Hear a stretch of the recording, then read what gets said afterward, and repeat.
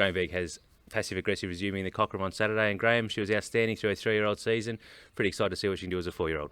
Yeah, that's right. She's stepping into the mares Group 3 race Saturday. Obviously, we've raised the bar a little bit with her.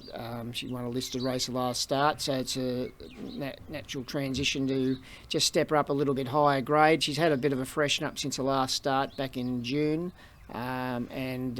Looking forward to taking her to the races. She had a nice trial here at Cranbourne 2 weeks ago. The ground at this point in time is a heavy track, but it'll get probably back in the soft range. That won't hold any fears for her, and she's in really good order going into Saturday. What are the plans beyond this? You've mentioned before you'll have a fairly light spring, but what are the goals of this campaign? Oh, look, it's pretty open-ended at the moment. We haven't really nutted anything out. We're just going to take each run as it comes. We're very mindful that it's a first preparation. We'll just continue on from the first preparation, I should say. It depends on how far we want to go into the spring, but obviously it'd be nice to be able to get 2 or 3 runs into her. It's going to be a busy afternoon for you. You've got 5 runners in, including Cardinal Gem, who trialled very impressively recently. Yeah, no, he's going well. He's had a bit of a freshen up since his last start second in the mile 3-year-old race on finals day. He hasn't been given any favours with the barrier draw. He's drawn the extreme outside, so we're going to have to come out a little bit neutral on him and see if we can slot in midfield somewhere and give him his opportunity. But he's a good talent, this horse.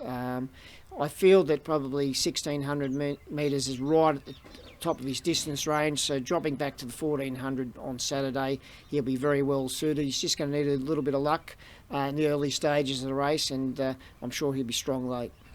Caulfield Cup runner-up nonconformist resumes in the Memsie. Yeah, no, he's going well. This is a start-off point for him Saturday. He'll run a couple of weeks' time in the Mackay Diva, then the Underwood, and then into the Might and Power. So it's a start-off point. 1,400 maybe a bit sharp for him, but he's going well. It'd be just good to get him back to the races. He's got a nice gait, so he can ride him a little bit conservative in the early stages and see how the race unfolds and give him his opportunity in the straight.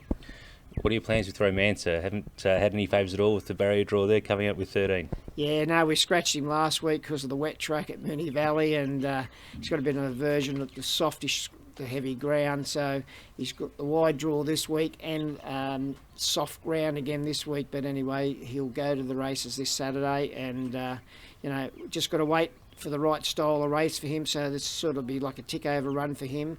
He's been a great old horse, so you never know, he could surprise. And finally, got Luna Flair in the last, the listed Heatherley Stakes. Yeah, no, she's come along very well. She's had a bit of a freshen up since the 1,600 metre winter final back in early July.